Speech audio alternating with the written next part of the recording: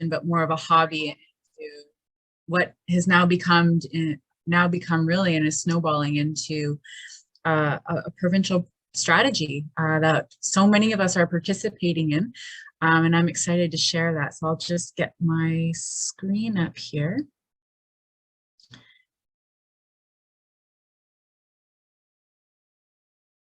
Okay. Can everyone see that? There we go. Perfect. Okay. So my first, I'd like to just acknowledge that I'm calling in from beautiful Tsleil-Waututh territory out in Deep Cove area this evening. And we are in Musqueam territory with our head office down in Richmond and Steveston, just outside of Vancouver. Tonight's talk is going to be focused on looking at the plastic pollution crisis and looking at some of the solutions that we've really been implementing and developing over the last decade, and some of the lessons we've learned in doing that. Just gonna move this out of the way. Okay. So Ocean Legacy is a nonprofit organization. It's federally incorporated, and it was founded in 2014 in the heart of Steveston Harbor, which I was just mentioning is in Musqueam territory.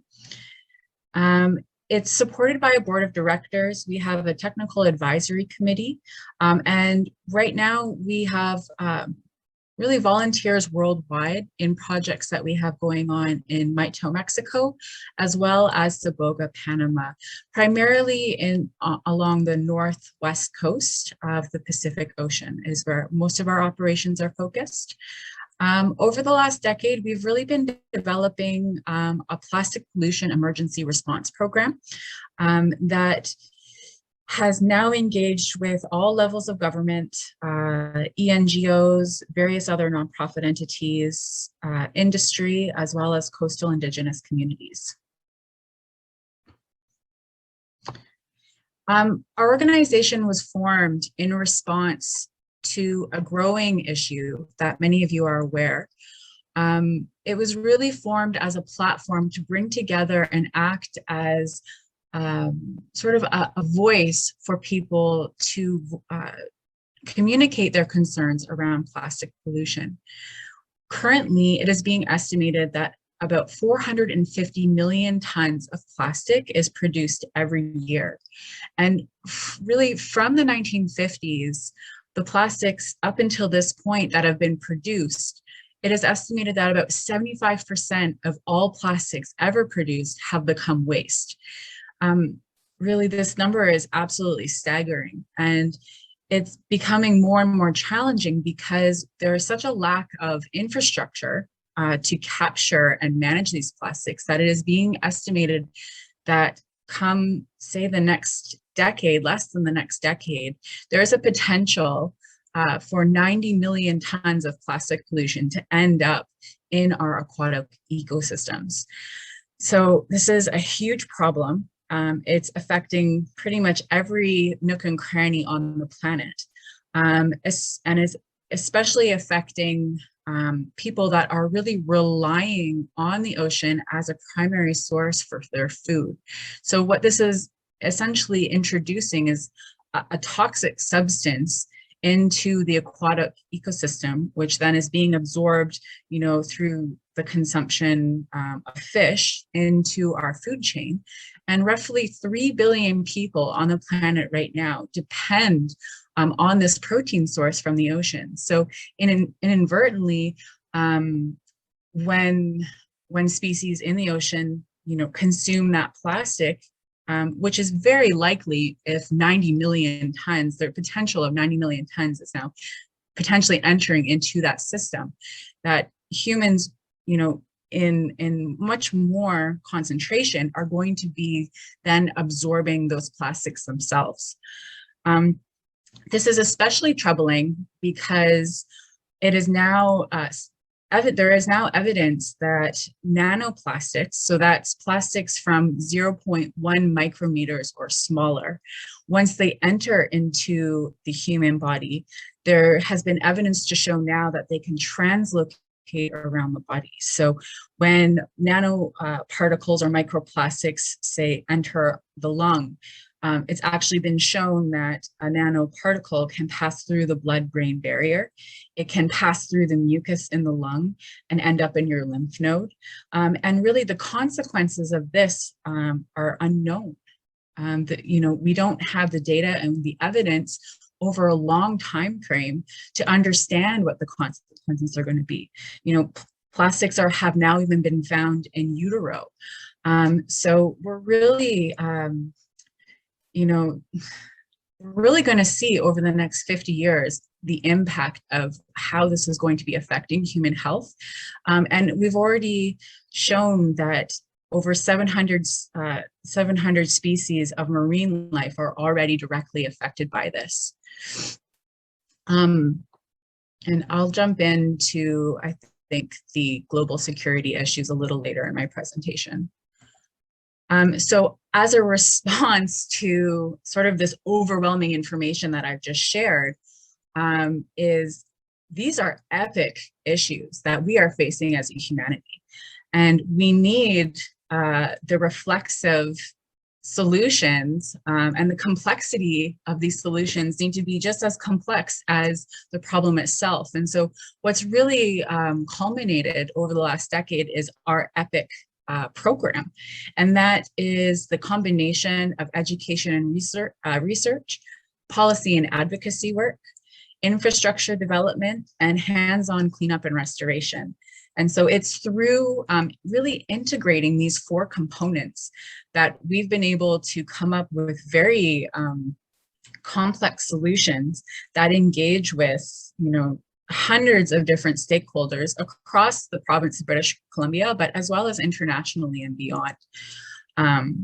So I'm going to dive into sort of what Ocean Legacy has been creating over the last decade, and then kind of give some tips and tricks on how people on this call can take lessons learned into their own community to start their own programming.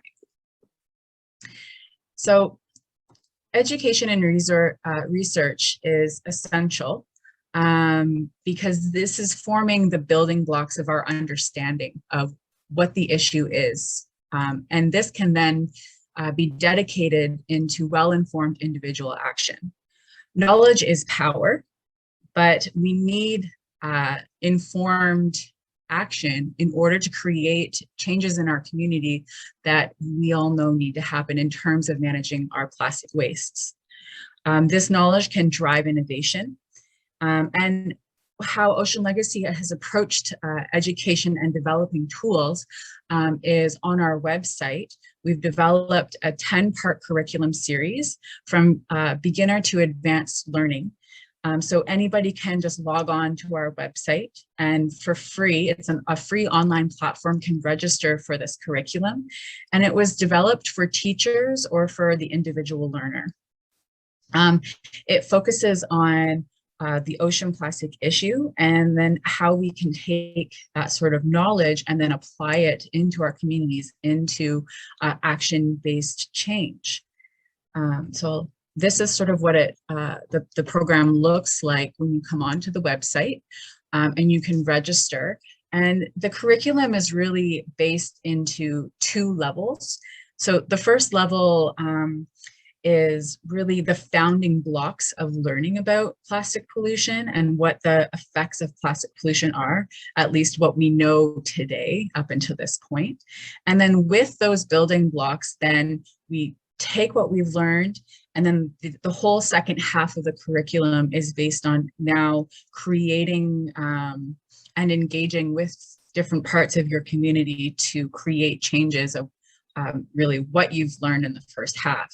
So this is a breakdown of really over the last decade, what I've learned to be critical in really, if plastic pollution isn't your thing, that's okay. But to really feel driven to a cause that you want to stand by and to voice for is really what the world needs right now, is more people pushing towards positive change into what they're passionate about. So over the course of the last decade, what we've really learned is people are concerned and want to learn about what microplastics are. Introduction to the issue. So what is ocean plastic? How do plastics get to aquatic ecosystems? Why is this a problem? And then we take those building blocks and then look at the plastic circular economy and how we can engage in that economy and build relationships and actually feed into that economy. From there, level 2, we take a deeper dive at the implications, health implications for humans as well as marine species.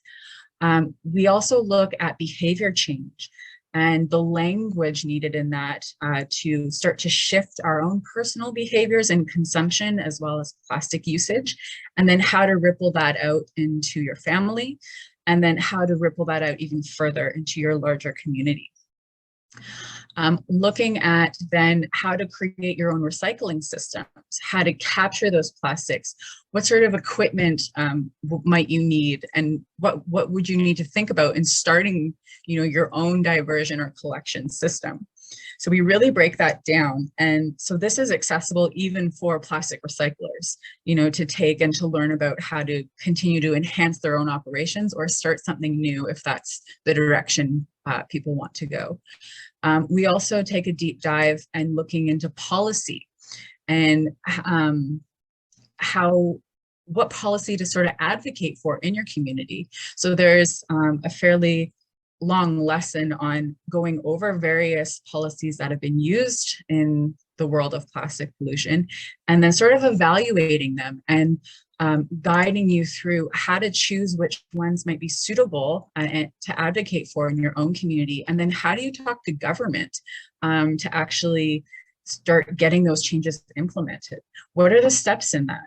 So this is this particular class also offers letters and templates that you can fill out to address various caucus members, that sort of thing, in your community, anywhere from like the municipal level all the way up to the federal level within Canada specifically.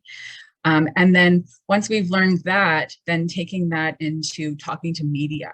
So how do we make the most effective message to advocate for the change that you would like to see in your community? So this package and what I've highlighted is really, in a nutshell, what we've learned over the years and what are the crucial building blocks in creating, a campaign to advocate for change around plastic pollution. But really, these same principles can be applied to any cause that you feel passionate about to advocate for. So in the class, you'll learn practical knowledge, as I was saying. At the end of every class, you'll get like a little badge that you can share on your social media. And then we issue 2 certificates, essentially. So one for completing level 1, and then one for completing level 2 that you can share with your friends, family, social media. And then what's really unique about this too, and is a tool that possibly people on this call could take to their school boards, is that this online tool has, for teachers, when you register, you can either register as an individual learner or a teacher. And if you register as a teacher, you're then offered all sorts of teacher guiding books, essentially, to help that teacher know how to facilitate the curriculum and the coursework within their class. And there's lots of different resources and movie links to really help cover the breadth of information that's needed, and that could be communicated in a classroom setting. So that's sort of the education component, and what we've learned is necessary to cover in there. And it's interesting because you can kind of see that that's a microcosm of our EPIC program. I mean, the four founding components of EPIC are basically taught and how to implement in that curriculum. Advocacy, policy development and advocacy is the second component of the EPIC program. And the advocacy piece is absolutely crucial. When we are looking at creating change in our community, time and time again, it boils down to public policy. How do we advocate? How do we lobby? How do we move forward and talk to our governments to actually create the legislation that's going to help enforce and hold accountable the polluters or management strategies within our community in terms of managing plastic materials. Last week or the week before, we just released a new report that's called Plastic Pollution is a Threat to Global Security. And this is a really unique spin on looking at the plastic pollution crisis and how that is actually related to global security, which is a unique sort of lens. It's not often explored as such. And what we do here is we look at the issue of plastic pollution, and it's a very similar issue to, say, global climate change or, biodiversity and species loss. And there's so many similar environmental issues that have been recognized already as global threats to security. Yet plastic pollution hasn't been recognized as that threat, even though it meets all the same underlying criteria as, say, global climate change or biodiversity, species loss, invasive species, ozone depletion, persistent organic pollutants. So we have all these major crises, environmental crises that already have globally binding treaties around the world, yet plastic pollution meets all the same criteria and has zero globally binding treaty. So when we're anticipating 90 million tons potentially entering into our environment with a lack of infrastructure and no globally binding treaty, we are in trouble. And so this is really what we are advocating for in writing this paper, is to lobby the United Nations to create that treaty. And they are right now in consultation to really vote on whether or not they'll bring countries around the world to create a global treaty. So the timing is right now in terms of releasing this report, and hopefully this report can create a ripple to influence the direction of creating a global treaty, because it is so needed, and the consequences right now are great. The future of our planet and our humanity are being decided as we speak in the decisions we make today and tomorrow. And yeah, so the policy piece is absolutely crucial. What's also crucial is, and what we'll see around even in British Columbia, is there's a lot of policy being produced, and it's a little bit different in every community. And even within our own province, what this is doing is really creating a patchwork of lots of varying policies, which makes it really difficult for the consumer of plastic products, to understand what to do with those products at their end of life. So that's why having a global treaty and having some common definitions and common policies and strategies in terms of how we want to move forward in managing these materials is going to be absolutely crucial. And as an entity of Ocean Legacy, we really look to collaborate with local regional districts, with the provincial and federal government, to help identify where policy gaps exist, by writing papers like the Missing Millions report or the Plastic Pollution is a Threat to Global Security report, and then seeing where we can move forward and fill those policy gaps. Some policies that we've been exploring and communicating and advocating for are extended producer responsibility programs. So really one of the founding principles and management strategies that Canada employs when we're talking about pollution is the polluter's pay principle. And what this does, it puts the onus on the polluter to pay for, essentially, for the pollution that it's creating. But that doesn't apply in the case of marine debris, which is really interesting, because once these materials escape the waste stream, and as many of you know, once they get into the environment, they get more degraded, fragmented. Well, how do you source where that pollution comes from? How do you identify the polluter in that case? And it doesn't work. So we need to be stopping really that pollution through mitigative policies and capture, like physical infrastructure capturing systems, so that marine debris doesn't exist anymore, and that we can then continue to put that cost and onus and accountability on the producer. We've been really advocating for creating extended producer responsibility programs for marine equipment. You know, there's tons of, in our own community, but abroad as well. It's estimated that about half of the plastics that are in the North Pacific Ocean are marine equipment, derelict gear, ghost gear. And then that's also then reflected in our communities, you know, tens of thousands of oyster baskets, you know, abandoned ropes and nets.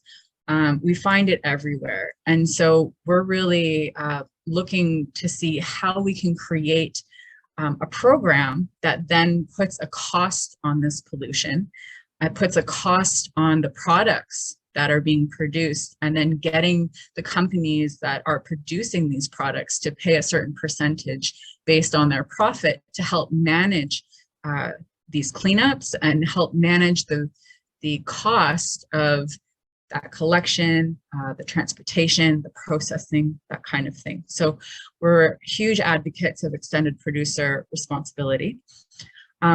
Also working with regional districts has been very effective in managing local plastic materials like big fishing ropes and nets. We've been working with the Alberni Clayoquot Regional District, who put in a disposal ban for industrial rope.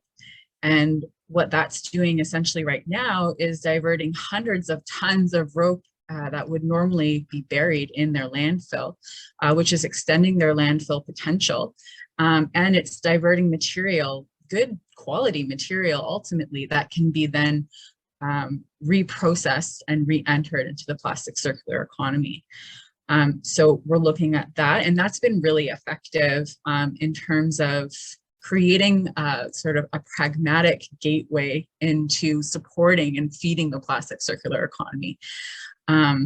We're also looking at, you know, the cleanups that we've been doing and the composition of materials that has been being collected, and taking detailed data on that, and then advocating to ban certain items that are just prolific polluters that, you know, no matter what kind of management system we put in, it still escapes that system and it still acts as that detrimental pollution. So identifying the worst offenders of that, and really looking at the data. So up until really this point, and there's still tons of gaps in our data here in British Columbia and various remote coastal communities, that data doesn't exist. So we've been working with groups like Jenny and Emily to start to, you know, take these really detailed surveys. And then we have that evidence, we have that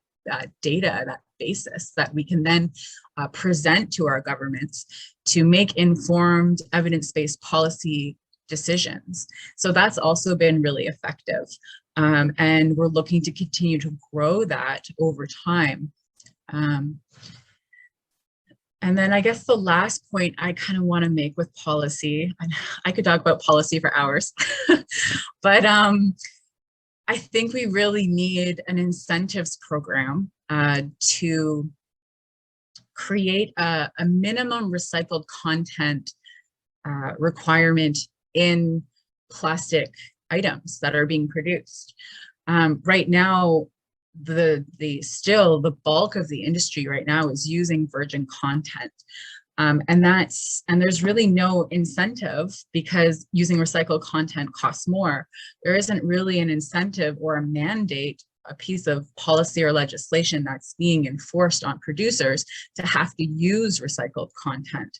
And I've been told by many different manufacturers that if it was an even playing field and sort of everyone had to do it, that, you know, it would overnight, the recycling industry would just completely flip on its head. There would be markets, you know, for this material. There would be, you know, capital investment to fill in these major infrastructure gaps that we're facing.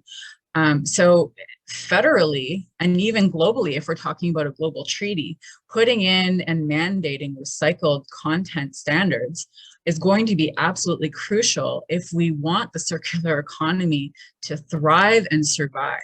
So that's a huge building block that is missing right now, and that needs to be created in order for all of these systems that we're talking about to move forward. So infrastructure development is the next component in our EPIC program. Infrastructure development for Ocean Legacy is probably one of the most robust programs that we've been working on. What this allows us to do is to start to build new technologies that can process these plastics. It allows us to really create capture systems. So this is a mitigative measure so that these plastics do not become marine debris. And it allows us to then collect the raw feedstock in larger volumes that we can then use to process and then re-enter back into a closed loop system. What this does is it stimulates local economic development, and it allows us to start creating jobs and employment opportunities, and really to evolve and emerge a growing industry around recycling marine debris and plastics collected from shoreline, ocean, and marine industrial cleanup.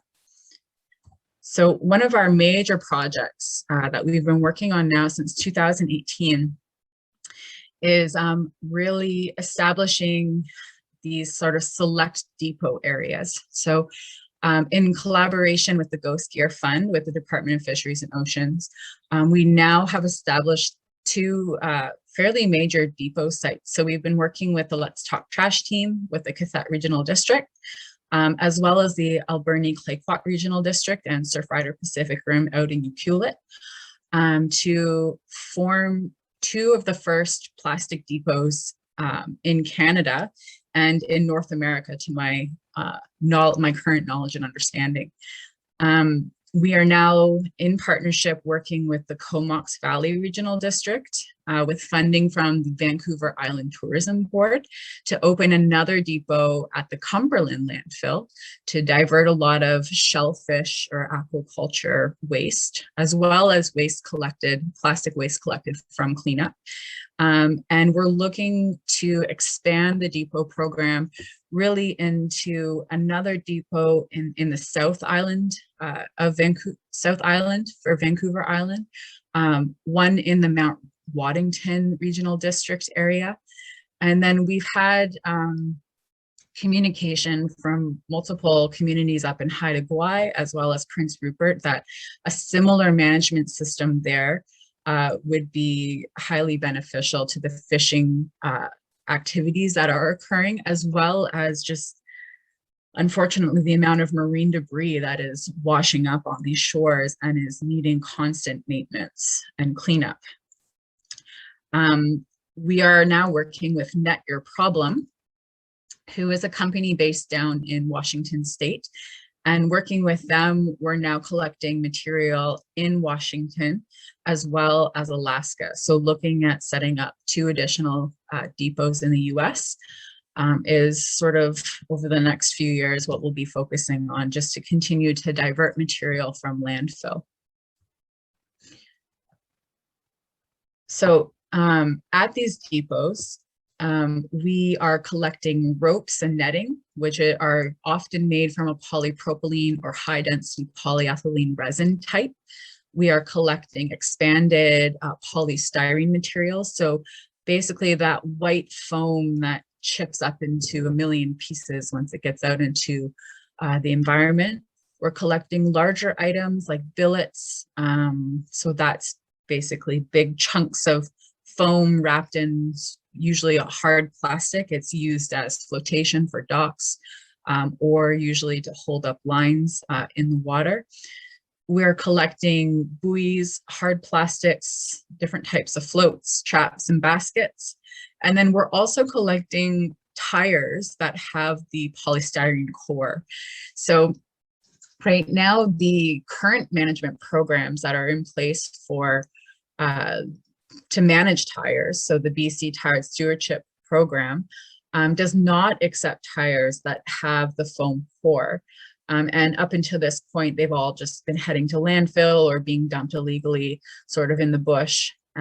So we take these tires and we cut them down by hand, essentially, separate the rubber and the polystyrene, and then we recycle each resin code separately. So it's pretty labor intensive, but it allows us to keep these materials from heading to landfill.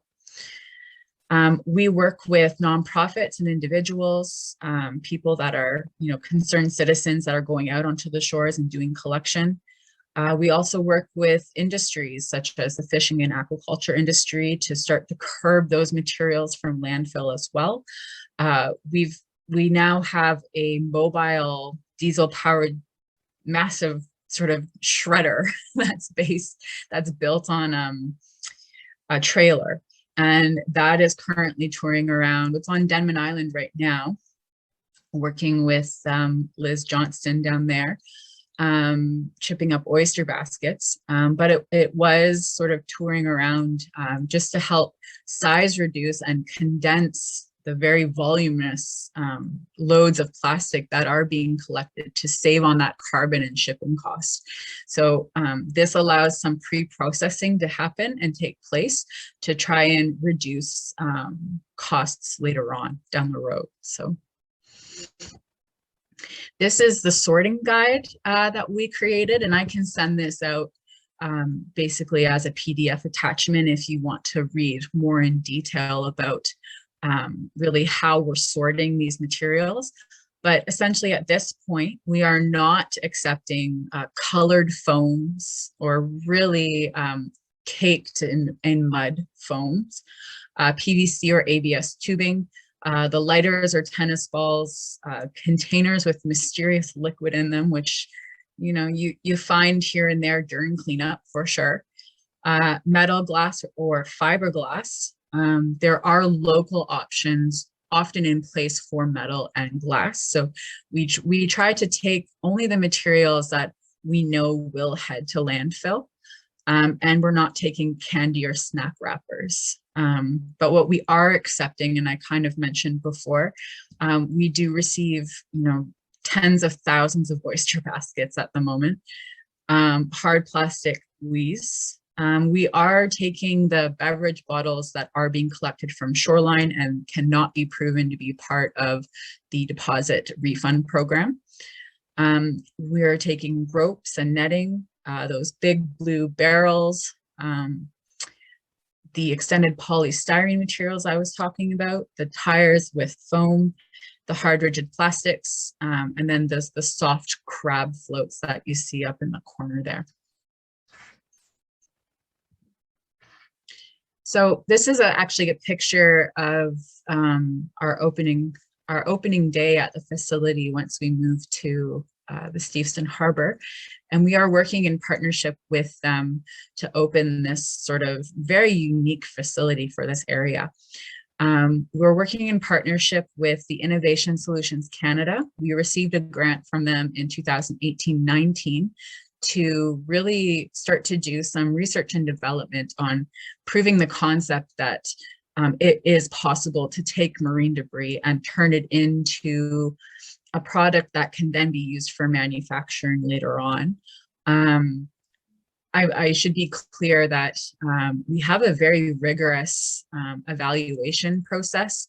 So we don't just give plastics to any kind of manufacturer that is going to be creating single use. So we're only really supporting companies that are producing products that are durable and that have a long life and that are not going to be used as single use disposable plastic. So that takes more time and is a little more stringent on who we can work with, but we have some very strong principles that we are gladly adhering to, just because we are part of the boots on the ground, and the last thing we want to see is plastic that we're helping produce end up on the shore. So that puts Ocean Legacy in a really sort of unique position where we're, a nonprofit collecting plastic, but then as well producing some of that plastic. So it's been a really interesting world to sort of walk through into both worlds and to understand the producer side and the NGO side and the policy side of things. We moved to this new facility in July this year, so we haven't been there that long, but we've been working as basically to create a resource hub for the Northwest Pacific. So working with industry, connecting NGOs with industry, with regional districts, working with First Nations community, the province, the federal government.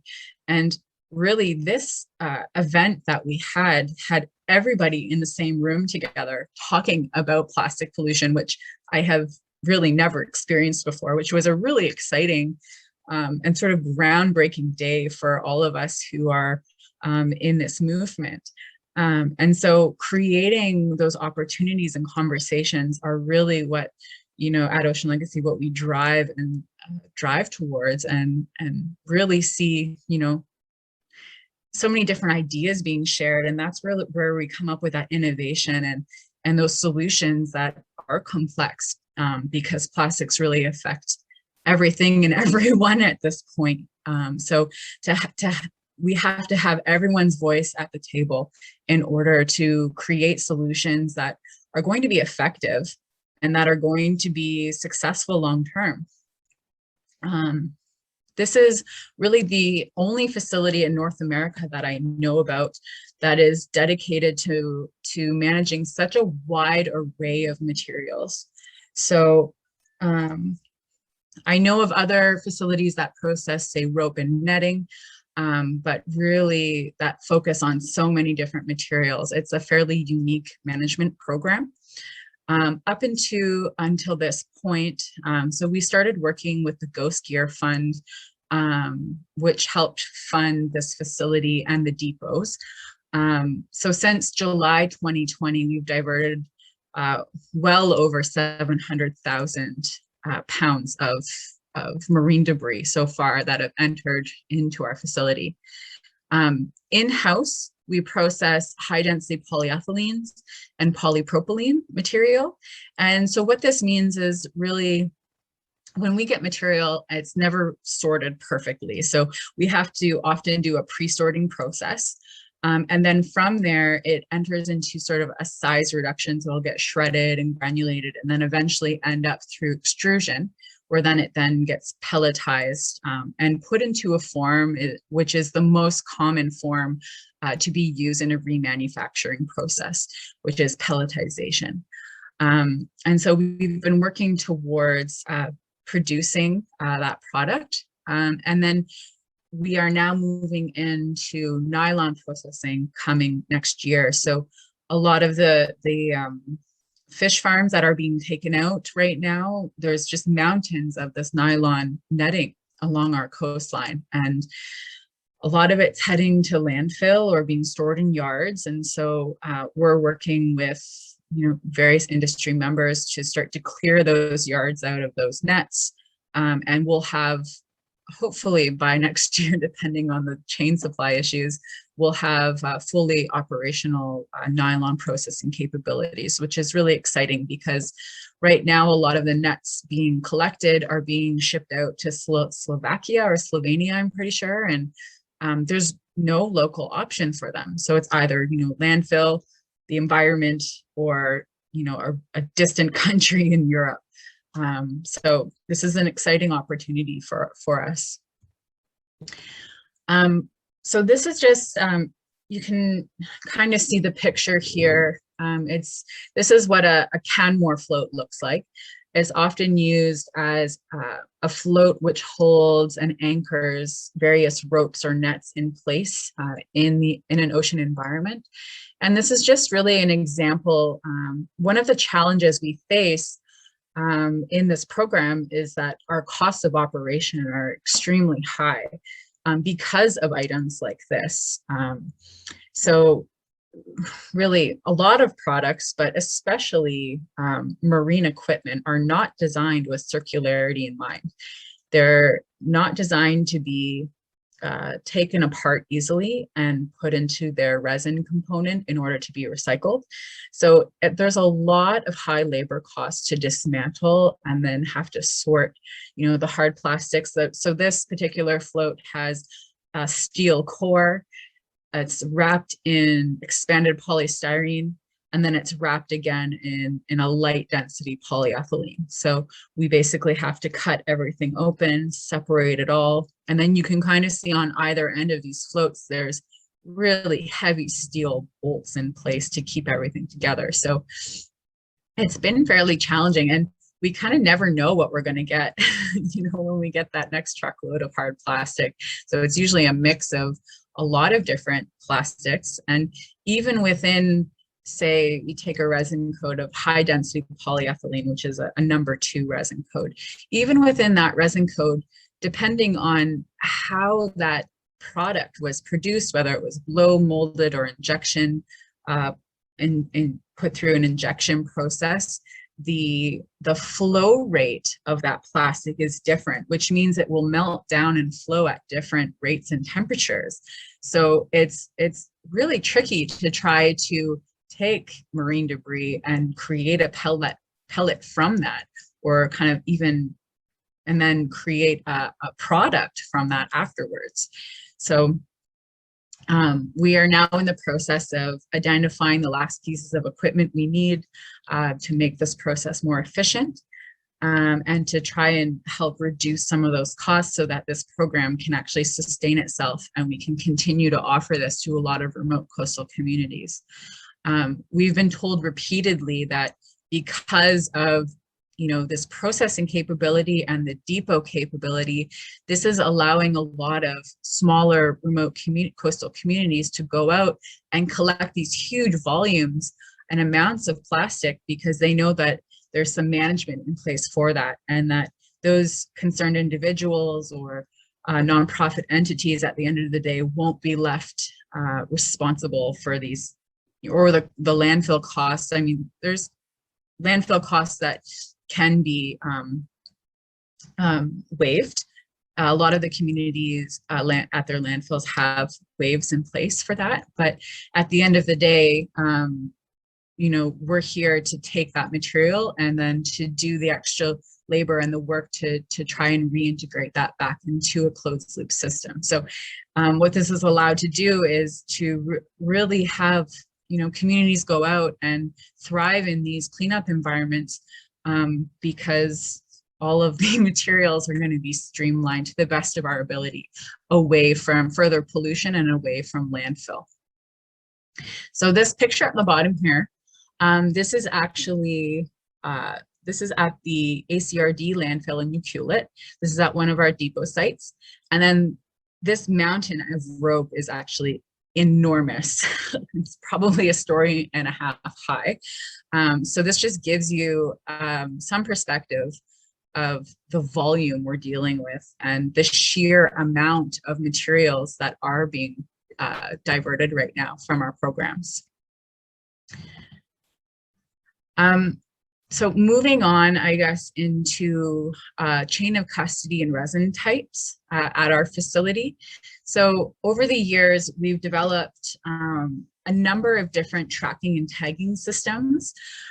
This year, we've developed this tag. You can see here that bluey purpley color. And every bag, every super sack is basically from now on going to be getting a numbering, like a number code.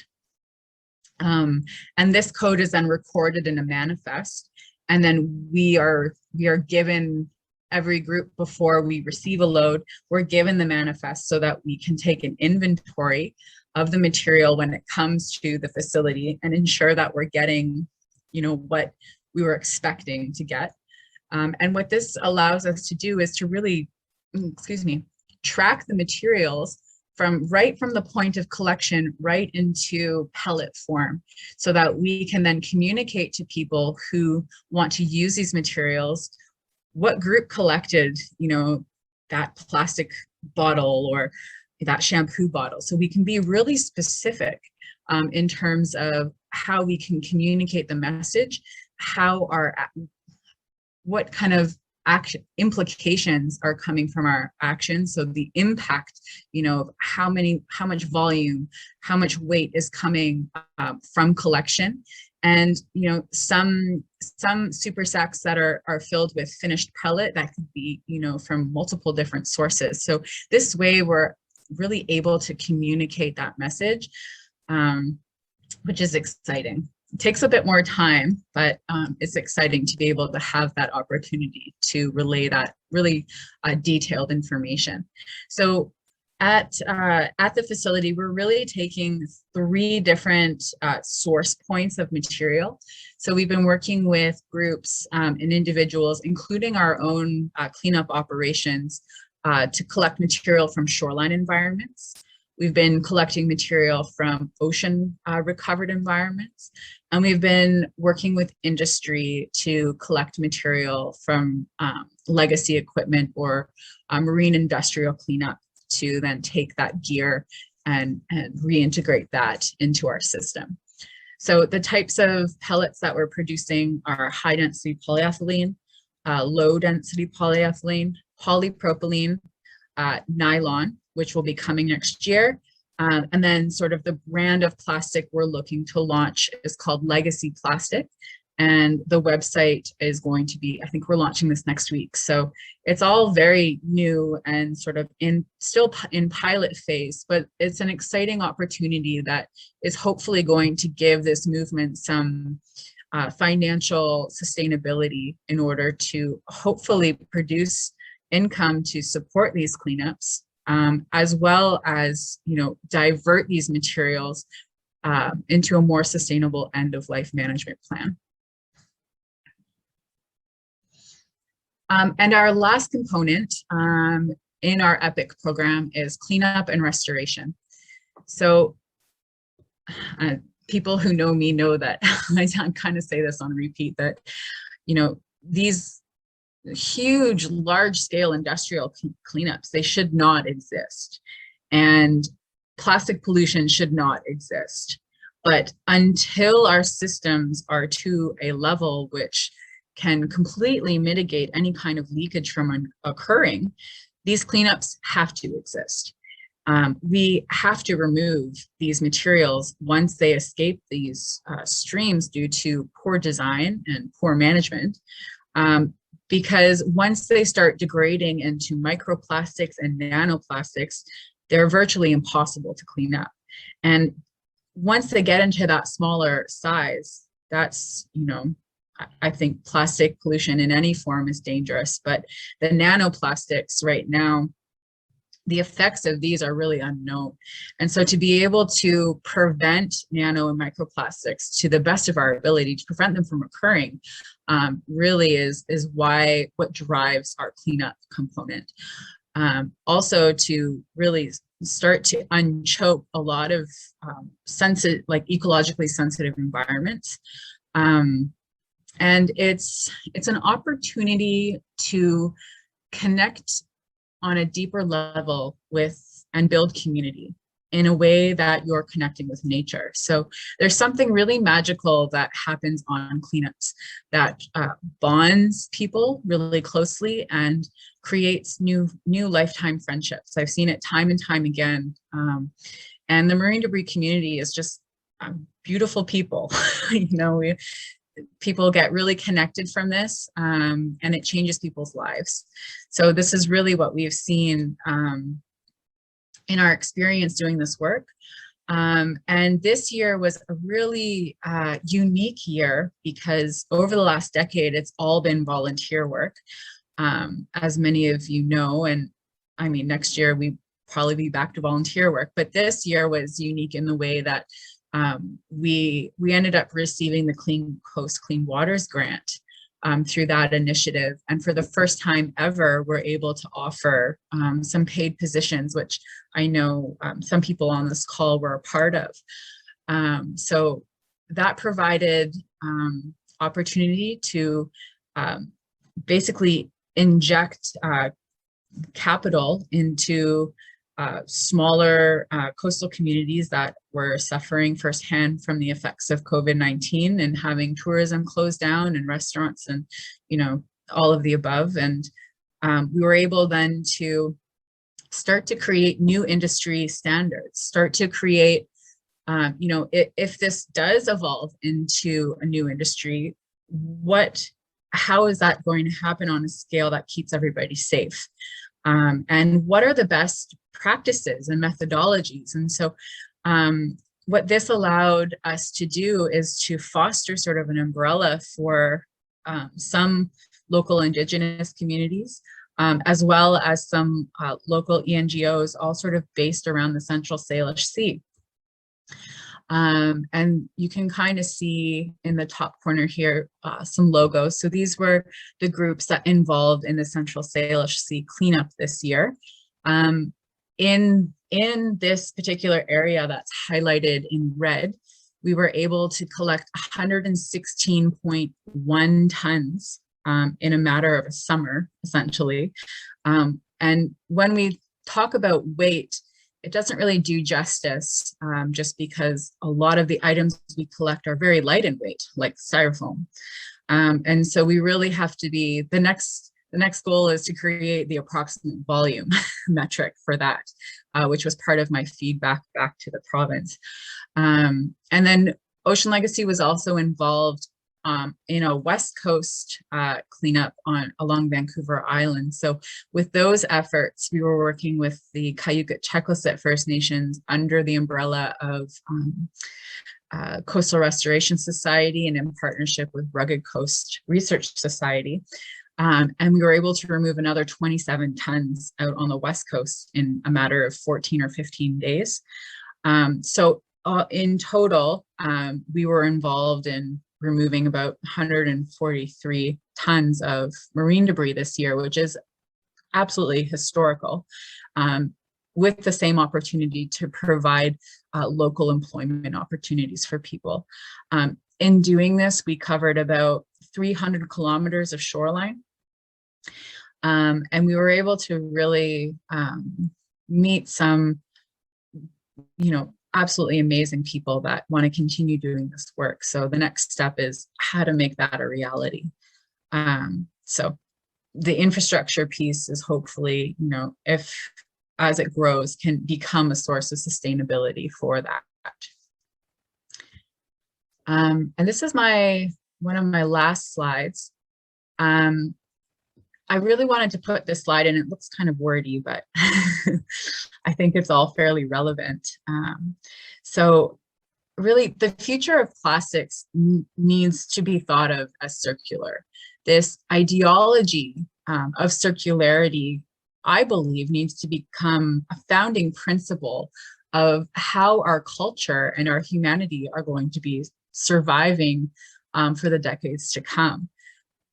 We need to be learning how to harmonize our systems to mimic nature, and to really reconnect with nature, so that everything we do, you know, can be in harmony with nature. We are the only species on this planet that creates what is called garbage, but what I call underutilized resources. And that needs to change. Everything that we manufacture and produce has to be captured and reintroduced back into a closed loop system. That energy needs to be captured and given back. And it's through that circularity and sustainability that I believe we will find our path in moving towards a future that supports life and not kills life. We need a coordinated, globally binding treaty. Right now, as I mentioned, this does not exist. And we have this patchwork policy system that is very difficult to navigate. So by creating a global treaty, we are then able to catalyze worldwide action and to start to harmonize some of these policies. I believe we must teach our children the importance at a very young age to build deep, meaningful relationships with the natural planet. People protect what they love. And that's a very common saying. I know it's the slogan for Surfrider, but it's true. And, you know, having nature-based education programs, you know, we also are crucial. We also need to be working with the general population to start to really teach the effects of plastic pollution and what that means for their families and broader community. And we need more long-term research on the human health effects of plastic pollution. This is very urgent, because the repercussions are at a point where they're contentious. They're really unknown.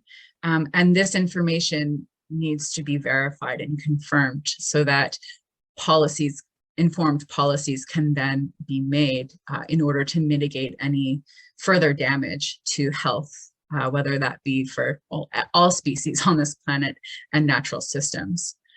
As I mentioned before, we need really to mandate recycled content standards in manufacturing. We need to create an even playing field for everybody to be able to utilize and recirculate these resources. And we need policies that redesign products with their full life cycle in mind. So this needs to become common practice if we are going to eliminate this concept of garbage. And through that mandating of recycled content, an influx of capital investment will inherently be made because there will be incentive to do so, financial incentive to do so. Right now, the majority of the world is burning plastic in their backyard and, you know, contributing to atmospheric carbon emissions, carbon concentrations. This needs to change.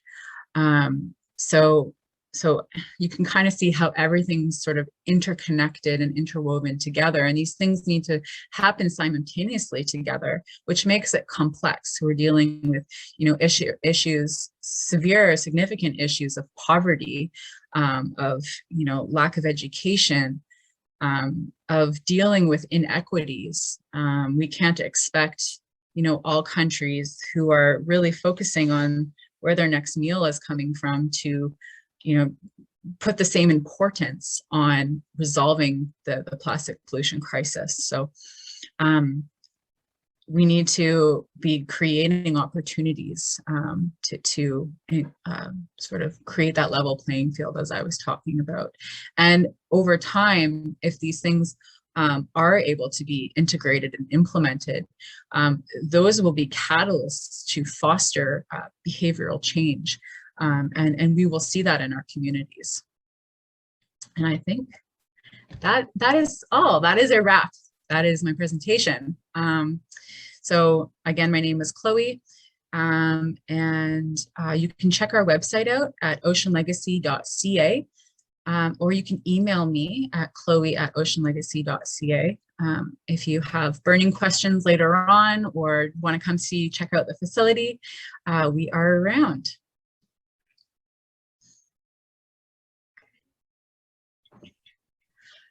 Well, thank you so much, Chloe. It has been really exciting to learn more about